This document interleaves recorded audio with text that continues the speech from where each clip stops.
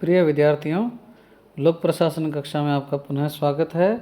हम लोग सूत्र, स्टाफ व सहायक अभिकरणों के बारे में पढ़ रहे थे। इससे पूर्व की कक्षा में हम लोगों ने सूत्र अभिकरणों के बारे में पढ़ा। आज हम स्टाफ एजेंसीज के बारे में पढ़ेंगे। मुख्य कार्यपालिका को सहायता, परामर्श तथा सूचना उपलब्ध कराने वाले व्यक्ति, अधिकारी अथवा इकाइयाँ क्या है? स्टाफ अभिकरण कहलाते हैं। स्टाफ के बहुत सारे अर्थ होते हैं। जैसे किसी संगठन में कार्यरत व्यक्तियों का सामूहिक नाम भी क्या है? स्टाफ ही है।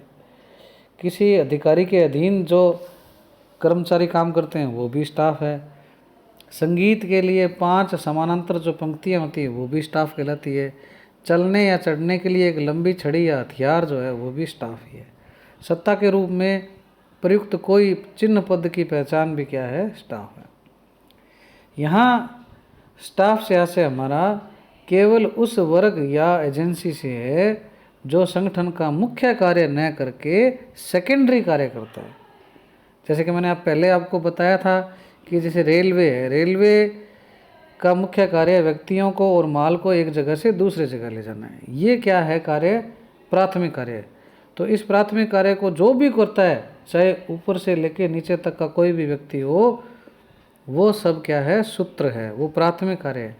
लेकिन रेलवे को सहायता देने के लिए जो दूसरी एजेंसी हैं, जैसे रेलवे पुलिस है, रेलवे में जो प्रशिक्षण वाला जो बोर्ड है, उनकी विद्युत या रख रखाव से संबंधित जो है, तो ये सारी चीज़ें क्या होती है? स्टाफ होता है। तो इस प्रकार से सेकेंडरी काम जो करता है वो क्या है? स्टाफ है। तो इसमें हम डेफिनेशन के रूप में देखें तो मूने ने कहा है कि स्टाफ अभिकरण मुख्य कार्यपालिका के व्यक्तित्व का ही विस्तार है, जो उसके लिए अधिक आंखें, अधिक कान तथा अधिक हाथों का कार्य करते हैं, ताकि योजना निर्माण और क्रियान्वयन में क्या है? उसको सहायता मिल सके। इसी प्रकार हेनरी फेयोल कहते हैं कि स्टाफ अभिकरण एक सत्ता है, यह प्रबंध के विचार का एक प्रकार से विस्तार है, ताकि अपने कर्तव्यों की पूर्ति में क्या है? उसको सहायता मिल सके।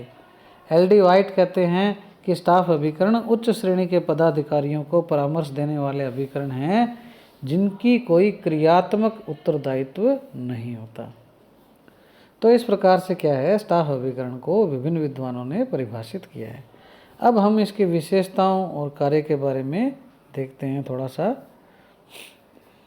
पहला जो है कि स्टाफ अभिकरण प्रशासन में सेकेंडरी या द्वितीय कार्य निष्पादित करते हैं। इनकी भूमिका उस छड़ी के समान है जो किसी को चलने में मदद तो कर सकती है, किंतु स्वयं नहीं चल सकती। छड़ी नहीं चल सकती, चलने वाले को हेल्प देती है। संगठन में सलाहकार की भूमिका निभाने वाले स्टाफ अभिकरण महत्वपूर्ण तो होते हैं, किंतु इनका कार्य अपने आप में लक्ष्य नहीं होता, बल्कि सूत्र अभिकरणों के लक्ष्य की प्राप्ति में क्या है? सहायक होते हैं। तो इस प्रकार से ये क्या है? द्वितीय कार्य करते हैं। अगली जो विशेषता है इसकी ये है कि स्टाफ अभिकरण सामान्यतः अधिकार एवं शक्ति विहीन होते हैं। यह अभिकरण न निर्णय लेते हैं, न आदेश निर्देश देते हैं। सूत्र अभिकरणों को क्या है? परामर्श देते हैं। फिर भी स्टाफ अभिकरण प्रभावशाली है, क्योंकि उदाहरण के लिए हम कहें, जब डॉक्टर के पास रोगी आता है तो डॉक्टर उसे कुछ दवाई लेने का परामर्श देता है कि ये आप दवाइयाँ लीजिए। यदि रोगी वह दवाई न ले तो डॉक्टर के पास यह अधिकार नहीं है कि वह रोगी को उस दवा के लिए बाध्य कर सके। फिर भी डॉक्टर का प्रभाव इतना रहता है कि डॉक्टर द्वारा बताई गई दवाई वो ग्रहण कर लेता है। ओलिवर शेल्डन की मान्यता है कि स्टाफ अभिकरण सूत्र अभिकरणों हेतु चिंतन का कार्य करते हैं। इसके बाद अगला है कि स्टाफ अभिकरणों के पास कार्यकारी दायित्व नहीं होते। प्रशासन को चलाने का दायित्व मुख्य कार्यपालिका मंत्रियों तथा वरिष्ठ अधिकारियों का होता है। प्रशासन की सफलता या विफलता के लिए स्टाफ अभिकरण उत्तरदायी नहीं होते।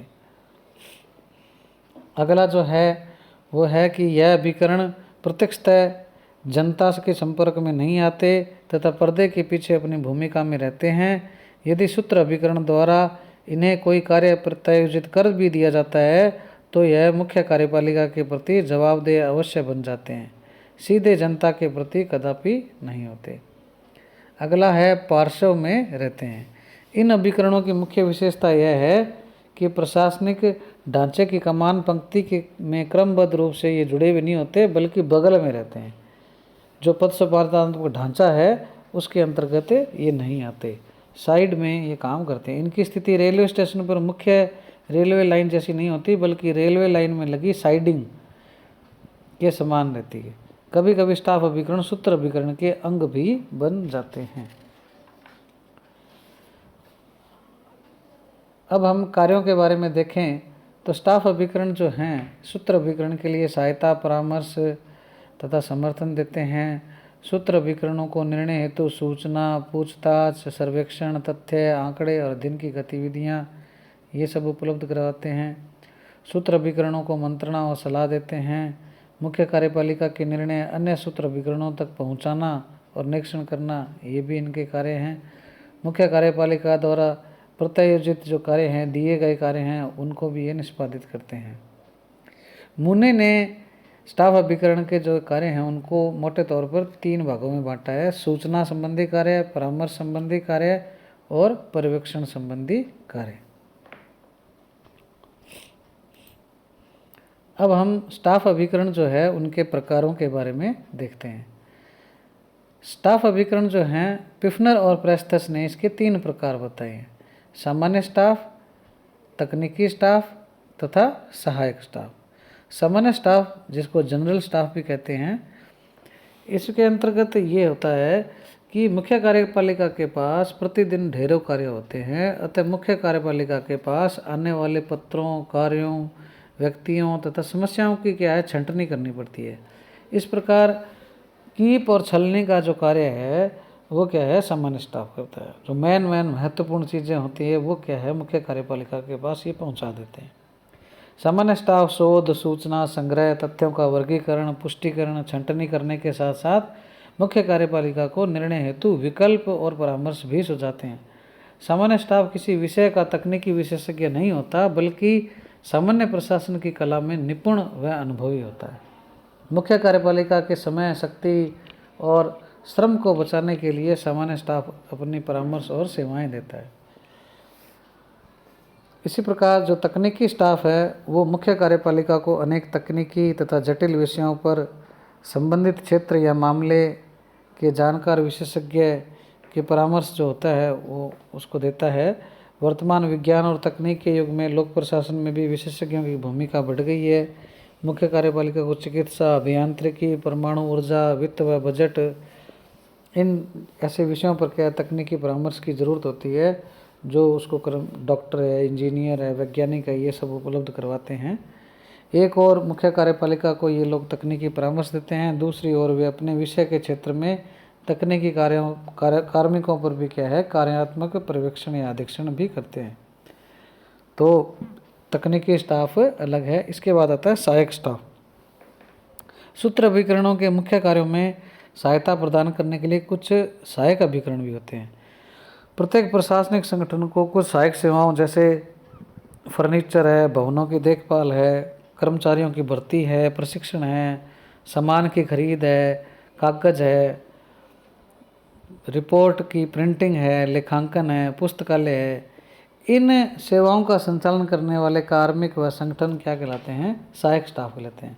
जैसे सार्वजनिक निर्माण विभाग है, PWD है, लोक सेवा आयोग जैसे राजस्थान लोक सेवा आयोग है, संघ लोक सेवा आयोग है, आपूर्ति निदेशालय है, भंडार विभाग है, स्टोर जिसका होता है, लेखा विभाग है, विभागीय प्रशिक्षण है, इसके जो संस्थान है वो सब क्या है इसी सहायक स्टाफ के अंतर्गत आते हैं।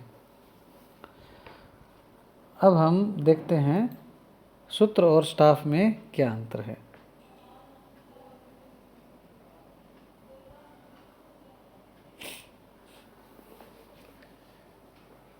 सूत्र अभिकरण जो हैं वो सरकार के क्या है प्राथमिक दायित्वों की पूर्ति करते हैं, हम पढ़ चुके हैं। जबकि स्टाफ अभिकरण क्या करते हैं द्वितीयक दायित्वों की पूर्ति करते हैं। सूत्र अभिकरण क्या करते हैं निर्णय लेने, आदेश, निर्देश तथा नियंत्रण करने का इनको अधिकार होता है। जबकि स्टाफ अभिकरणों के अधिकार व शक्तियाँ न के बराबर होती है, लेकिन प्रभावकारी कार्य ये जरूर करते हैं। सूत्र अभिकरण जनता से जुड़े होते हैं, जबकि स्टाफ अभिकरण क्या जनता से जुड़े नहीं होते, पर्दे के पीछे कार्य करते हैं। सूत्र अभिकरण निर्णय लेते हैं और उनको लागू करते हैं। स्टाफ अभिकरण क्या करते हैं, सूत्र अभिकरण को निर्णय लेने के लिए जो भी अनुसंधान, तथ्य, परामर्श जो हैं वो उसको क्या है, उपलब्ध करवाते हैं। इसी प्रकार सूत्र अभिकरण पर मुख्य कार्यपालिका का सीधा नियंत्रण होता है, जबकि स्टाफ अभिकरण सूत्र अभिकरणों की पंक्ति में नहीं होते बल्कि समानांतर कहीं से जुड़े रहते हैं, अतः ये मुख्य कार्यपालिका के सीधे नियंत्रण में नहीं होते। इसी प्रकार सूत्र अभिकरण नीतियों और कार्यक्रमों के संचालन की जिम्मेदारी उठाते हैं और स्टाफ अभिकरण कार्यकारी दायित्व नहीं होता और सूत्र अभिकरण के लक्ष्यों की ये प्राप्ति करते हैं। सूत्र अभिकरण संगठन से प्रत्यक्षतः जुड़े होते हैं, जबकि स्टाफ अभिकरण संगठन से अप्रत्यक्ष रूप से संबंधित होते हैं। तो इस प्रकार से सूत्र व सहायक अभिकरणों के बीच में ये अंतर है।